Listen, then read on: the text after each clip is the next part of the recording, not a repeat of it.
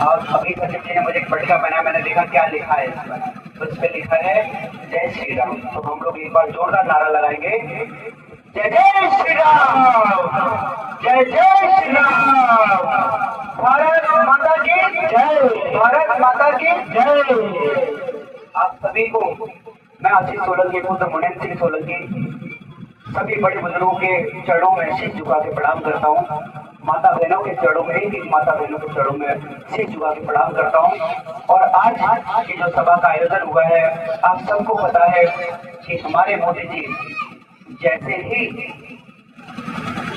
कुछ दिन पूर्व जैसे ही अपना पहला कदम प्रधानमंत्री कार्यालय में रखा, वैसे ही 4,399 दिन जैसे उनके पूरे हुए प्रधानमंत्री जी के, वैसे ही देश के निर्वाचित प्रधानमंत्री, निर्वाचित नेता कह सकते हो, सबसे ज्यादा समय तक सेवा देने वाले प्रधानमंत्री बने। इसके लिए हम लोग एक बार जोरदार ताली बजाएंगे। इसीलिए उसी दिन से हम, हमारी भारतीय जनता पार्टी, हमारी सरकारें कई राज्यों में है, हम केंद्र सरकार में है, उसी दिन से हमारी पार्टी ने एक स्टार्ट कर दिया कार्यक्रम को। और आपको पता है इस कार्यक्रम का नाम क्या है? 12 साल विश्वास के, 12 साल विकास के, 12 साल जन कल्याण के। तो मैं कहूँगा 12 साल विश्वास के, आप सब कहोगे 12 साल विकास के, 12 साल विश्वास के, 12 साल विकास के, 12 साल विश्वास के, 12 साल विकास के।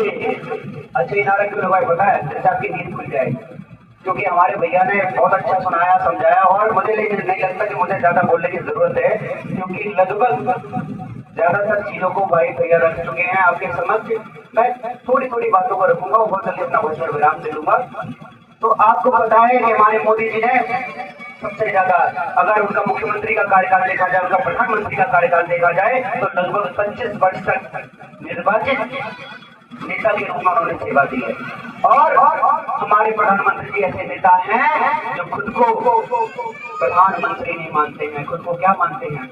प्रधान सेवक मानते हैं, खुद को प्रधान सेवक मानते हैं, खुद को एक चाय वाला बेटा नहीं समझते हैं। उनको पता है कि चाय वाला जब बेटा था, उनके पिता जब चाय बेचते थे, उनको पता है उस पिता का दर्द क्या था, और उस पिता के रूप में हमारे प्रधानमंत्री नरेंद्र मोदी जी को दर्द का सामना कितना करना पड़ा था। दर्द और पीड़ा को वही समझ सकता है। मोदी जी ने एक बार कहा था, जिसकी फटीना पीर बबाई, जिसकी फटीना पैर बिबाई, वो क्या समझे पीर पर आई। जिसकी फटीना पैर बिबाई, वो क्या जाने पीर पर आई। मतलब जब हम खुद दर्द का जब हमें पड़ेगा, सामना करना पड़ेगा, तभी हम दूसरे वाले के दर्द को समझ सकते हैं। क्योंकि हमारे प्रधानमंत्री मोदी जी बहुत गरीब, मैं तो उनके यहाँ से आया हूँ, उनके भाई से मिला हूँ, गुजरात में आया हूँ कई बार, मैंने देखा है। आज भी उनके भाई, उनके बड़े भाई से मिलकर आया था। आज भी वो लोग बहुत सादगी से, बहुत ही मतलब ऐसे रहते हैं जैसे बहुत आम जन की तरह। आप सोच नहीं सकते, हमारे भैया बैठे हैं, प्रधानमंत्री बैठे हैं, इनको सबको पता है, कोई भी व्यक्ति का जरा सा छोटा सा पद मिल जाए, खुद को उसकी अलग ही हो जाती है, उसके अंदर एक अलग ही अहंकार जाग जाता है। उसके चलने का आपको तरीका समझ आ जाएगा। पहले वो छुपके चलता था, फिर ऐसे करके चलेगा, और पहले नीचे देखता था आपकी तरफ, फिर आपकी तरफ देखना बंद कर देगा। हमारे देश के प्रधानमंत्री मोदी जी को पता था, क्योंकि उन्होंने बहुत दर्द सहा था, पीड़ा सही थी। उन्हें पता था कि जल नहीं मिलता है घरों में, हमारी माताएं दूर दूर से जल लेके आती हैं। उनको पता था हमारी माता बीमार पड़ जाती है, पैसे नहीं होते हैं इलाज कराने के लिए। उनको पता था हमारी, मैं एक स्टेप बाय स्टेप बताता जाऊंगा, उसको करता जाऊंगा, आप लोग समझना, वो रिलेट करता जाऊंगा। मोदी जी की माँ ने सबसे पहले, मोदी जी को पालते समय सबसे पहले सामना क्या करना पड़ा? उनको जल लाना पड़ता था दूर से। कहां से? बहुत दूर से, घड़े पर सर पे घड़ा रख के जल लेके आते थे। लेकिन हमारे मोदी जी जैसे प्रधानमंत्री बने, उनको याद आ गया कि हमारी माता बहनें, एक अकेले मोदी जी की माता से नहीं, यही मतलब सभी माताओं को दर्द उन्होंने देखा। उन्होंने तुरंत एक योजना लॉन्च कर दी, जल से नल, नल से जल। हमेशा आप देखिए, व्यक्ति वही महान बनता है जिसकी सोच दूरदृष्टि वाली सोच होती है, जिसकी सोच दूरदृष्टि के नजरिया रखता है। अगर आप अपने बारे में, अपने आप को अगर आगे बढ़ाना चाहते हो, आगे पहुंचाना चाहते हो, तो सबसे पहले अपने कंफर्ट जोन को छोड़िए। मोदी जी कहते हैं अगर जो व्यक्ति अपने कंफर्ट को, अपने आराम को नहीं छोड़ता है, वो व्यक्ति कभी बड़ा नहीं बन सकता, वो व्यक्ति कभी सफल नहीं हो सकता। सफल होने के लिए सबसे जरूरी है अपने आराम को त्यागना। आप आराम को त्याग दोगे, सफलता आपकी कदम चूमेगी, इस बात का वादा है। मोदी जी कहते हैं, और सफलता का उदाहरण आपके सामने प्रधानमंत्री मोदी जी एक आम नागरिक से प्रधानमंत्री बन गए। वो कुछ नहीं थे, कोई बहुत बड़े बाप के बेटे नहीं थे, उनके पास विधायक नहीं थे, उनके पास प्रधान नहीं थे, लेकिन आज वो प्रधानमंत्री हैं। आप सोचिए, बहुत 50-52 साल की उम्र में मुख्यमंत्री बन गए थे। तो मोदी जी ने हर पीड़ा को देखा, वैसे उस पीड़ा को देखते ही उन्होंने उस पीड़ा को बड़े लेवल पे पहुंचे, उनके पास ताकत आई। जैसे हमारे भाई ने कहा अभी आपको, आप लोगों ने हमें जैसे जैसे हमें हमारा समर्थन किया है, चक्रवर्ती ब्याज की तरह हम उसे लौटाने का कार्य करेंगे। ऐसे ही मोदी जी ने देखा कि क्या क्या पीड़ा परेशानी हो रही है, हमारी माता बहनें उनको कितना प्यार दे रही है, कितना स्नेह दे रही है, इसको हम कैसे लौटाएं। और जिस दिन उनके पास ताकत आई, उन्होंने ब्याज छोड़ो, चक्रवर्ती ब्याज छोड़ो, कई गुना बढ़ा के लौटाया। आप सोचो, एक माँ बीमार पड़ती है जिसकी उम्र 75 वर्ष है, उसको 10 लाख रुपए मिलते हैं, किसके द्वारा? आयुष्मान कार्ड के द्वारा। अब पहले क्या होता था कि माताओं को जैसे बूढ़ी हुई, उसके बुखार में, उसकी दवाई में, उसकी बीमारी में अगर पैसा लग रहा है तो क्या करते थे? उसको तुरंत ही छोड़ आते थे। कहां पर? वृद्धाश्रम में छोड़ आते थे।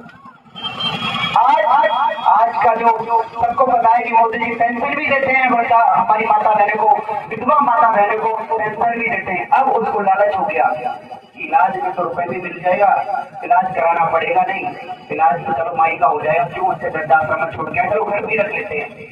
तो माँ घर पर ही रह रही है सबकी, क्योंकि बीमार पड़ेगी। मोदी जी ने कहा अच्छे से अच्छे अस्पताल में लेके जाओ और माता जी का इलाज कराओ। 10 लाख तक का बढ़िया आईसीयू बेड में, एसी वाले बेड में लेट के इलाज कराओ। मोदी जी ने कहा जो हवाई चप्पल पहनता है वो एक दिन हवाई यात्रा करेगा। मैं कोई बहुत बड़े बाप का बेटा नहीं था, मैं भी कई बार हवाई यात्रा कराया।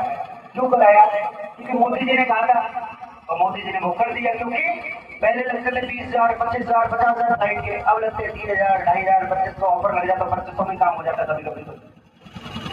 तो जो उन्होंने कहा वो उन्होंने करके दिखाया। उन्होंने किया जब उन्होंने एक एक माता बहनों की दर्द और पीड़ा को नजदीक से देखा। जो एसी के कमरों में बैठे रहते हैं, उनको क्या पता कि पीड़ा क्या होती है, उनको क्या पता पानी कैसे आता है, उनको क्या पता माँ बीमार पड़ती है पैसा कहां से आएगा, उनको क्या पता कि हर घर में शौचालय भी होना चाहिए, उनको क्या पता हर घर में राशन की भी जरूरत पड़ती है। मोदी जी ने समझा।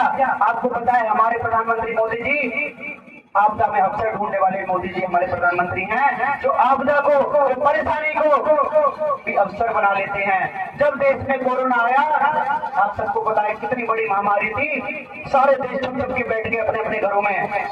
देशों के अपने अपने देशों में एक अनाउंसमेंट कर दिया, कोई भी अपने अपने घर से बाहर नहीं निकलेगा, घरों में बंद रहना है, बाहर निकले तो मारे जाओगे।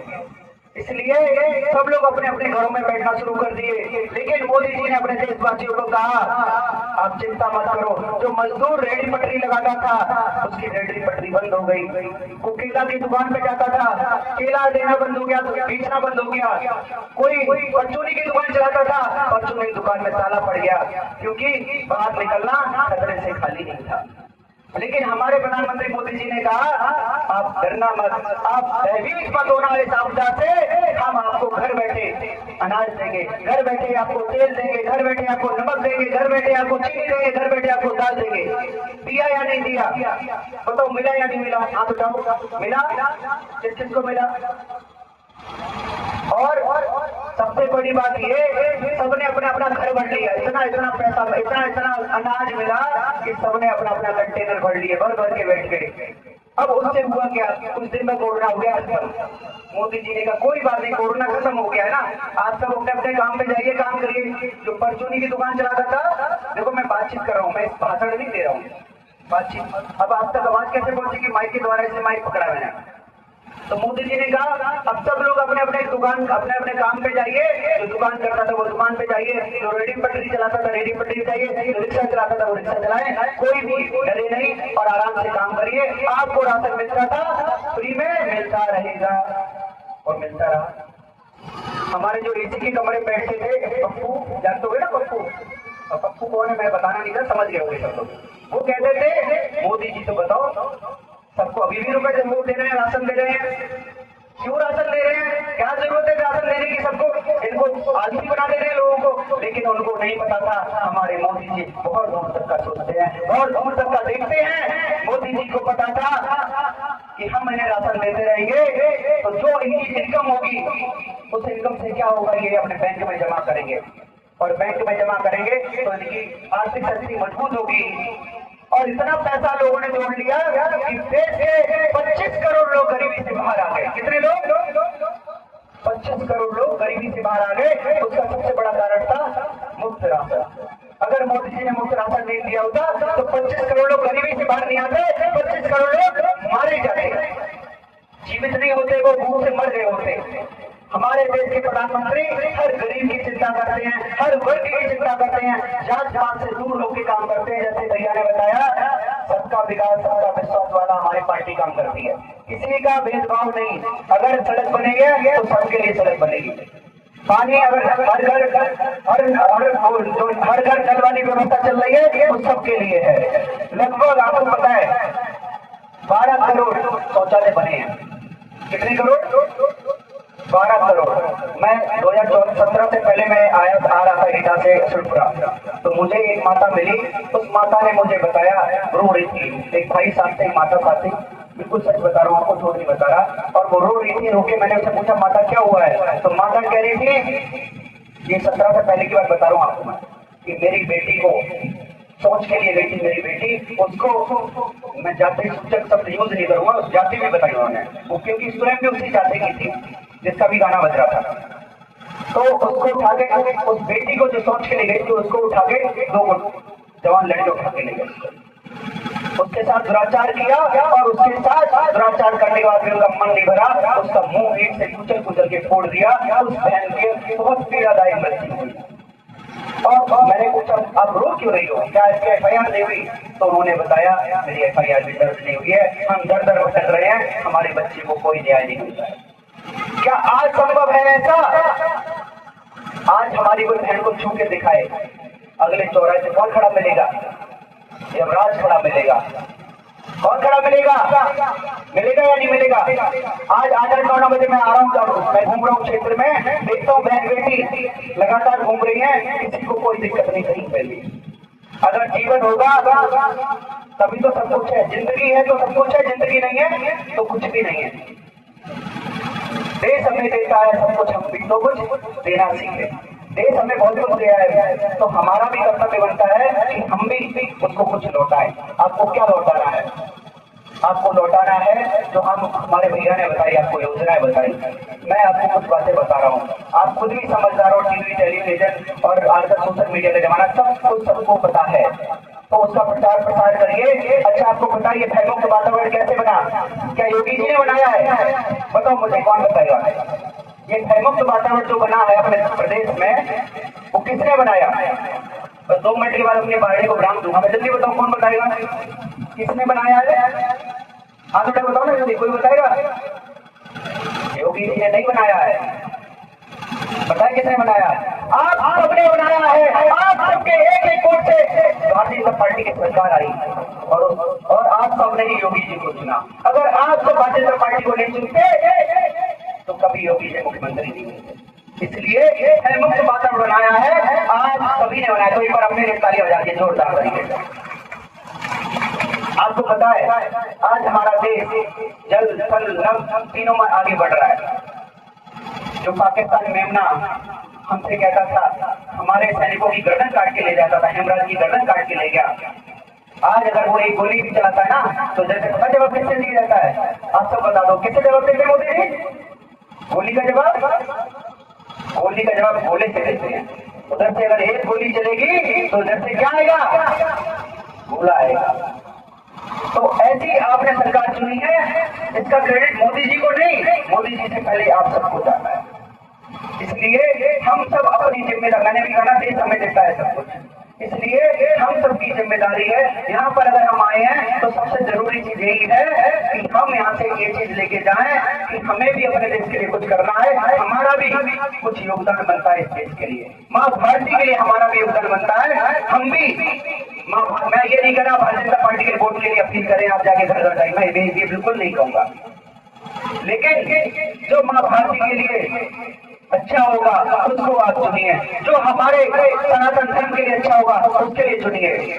आप सबको एक और बहुत बड़ी बात बताना चाह रहा हूं, आपको पता है अभी यूक्रेन और रूस का युद्ध चला था, यूक्रेन और रूस के युद्ध में कुछ हमारे भारतीय युवा, क्योंकि मैं युवाओं की बात करूंगा, युवा फंस गए थे। जब वहां युवा फंस गए तो हमारे मोदी जी की ताकत देखिए, विश्व में मोदी जी ने क्या छाप बनाई है भारत की, वो बच्चे तिरंगा लेकर अपने घरों से निकल गए, और अपने भारतीय बच्चे तो छोड़ो, पाकिस्तानियों ने भी तिरंगा उठा लिया। सारे जहां से अच्छा हिंदुस्तान हमारा, हमारे झंडे को, हमारे तिरंगे को किसने उठा लिया? पाकिस्तानी बच्चों ने भी उठा लिया, और हमारे बच्चों के साथ साथ पाकिस्तानी बच्चे भी चल दिए, क्या लेके? तिरंगा लेके, और उसके साथ साथ हमारे देश के साथ साथ निकल के आगे, बच के आगे, कहां से? रूस से।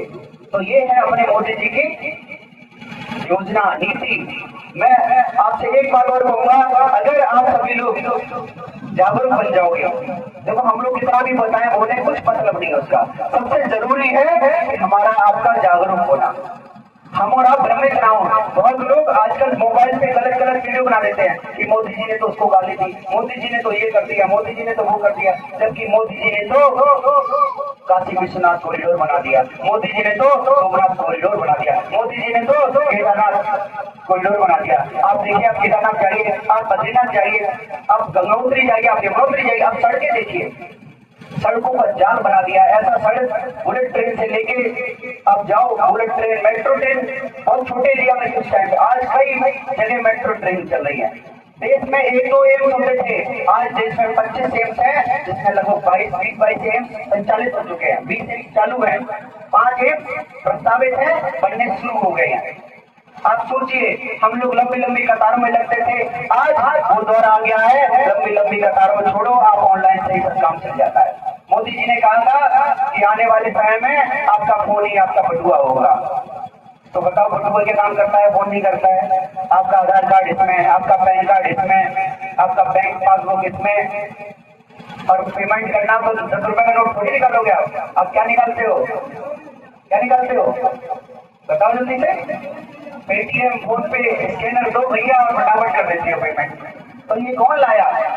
आपको पता है, मैं शिवराज सिंह चौहान जी को सुन रहा था, जो मध्य प्रदेश के प्रधान वो थे, मुख्यमंत्री थे, और अभी वर्तमान में भारत सरकार में कृषि मंत्री हैं।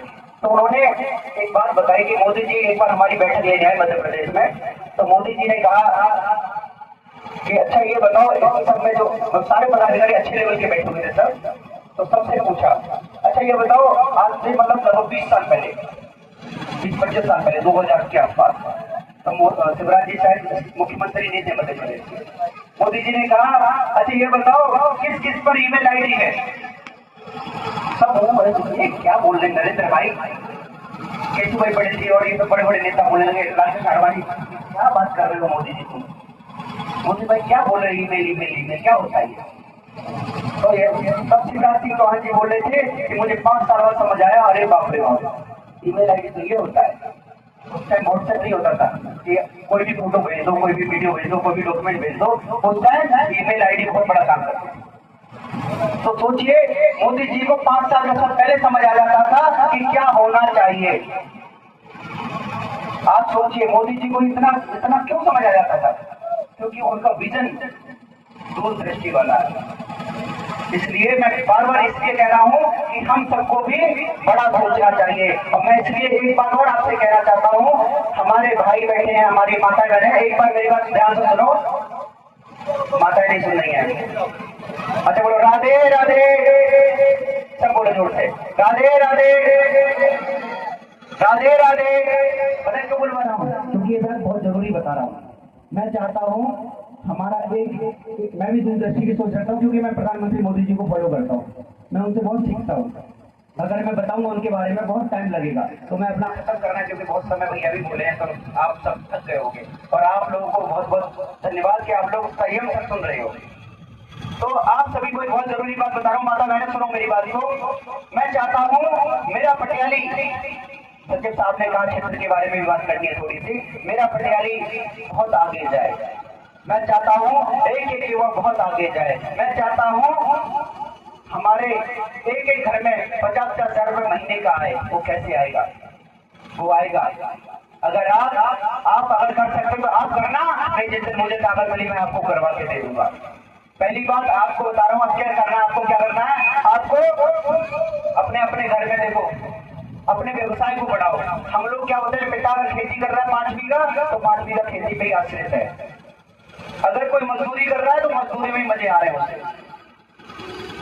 अगर कोई ड्राइवरी का काम कर रहा है तो ड्राइवरी में मस्त है, वो ठीक है, आ गए रुपए महीने में 10,000 हो रहा है। नहीं, हमें यहाँ तक नहीं रुकना है। हमें कम से कम हर व्यक्ति के घर में 2 से 3 व्यवसाय बनाने हैं। अगर आप खेती करते हो तो आप 4 भैंस पालिए, 5 भैंस पालिए, 5 गाय पालिए। सरकार आपको योजना है, सरकार बहुत सारे पैसे देगी, आपको सब्सिडी देगी, आपको लोन भी देगी। आप जागरूक बनिए, मैंने कहा तो आप ये काम कर सकते हो। अपने घर में भैंस गाय को बढ़ा सकते हो। क्या करना, सुबह शाम उसकी सेवा करनी है। और गाय माता की गाय पालो, गाय माता की सेवा करोगे तो सारे देवताओं का आपको आशीर्वाद मिल जाएगा। तो आप गाय पाल सकते हो। दूसरा, आप सोलर पैनल लगा सकते हो अपने घर में, सोलर की प्लेट्स आती हैं, आप चक्की लगा सकते हो उससे, आप ट्यूबवेल लगा सकते हो उससे। कहने का मतलब मेरा यही है कि आप सब अपने इनकम को बढ़ाओ, एक ही काम पर आश्रित मत रहो। कम से कम हर घर में 2 से 3 तरीके होने चाहिए पैसे आने का। आपने देखा गांव में किसान हमारी पढ़ाई करते हैं तो कट जाता पानी, इधर से भी कट गया। मैं छोटा था, भैया के साथ गया एक बार खेत में, तो फावड़ा लगे गलती से, तो इधर भी कट गया, उधर भी कट गया, उधर भी कट गया, तीनों तरफ पानी भरने लगा। ऐसे ही मैं चाहता हूँ मेरी एक एक माता बहन अमीर बन जाए, 3 तरह से 4 जगह से पैसा आए। उसके लिए आप लोग योजना बनाएं, और आने वाले समय मुझे ताकत मिली तो मैं एक एक घर को योजना बनाऊंगा, चिन्हित करूंगा और आप सभी को पैसे वाला बनाऊंगा। इन्हीं शब्दों के साथ भारत माता की बहुत धन्यवाद आप सभी का।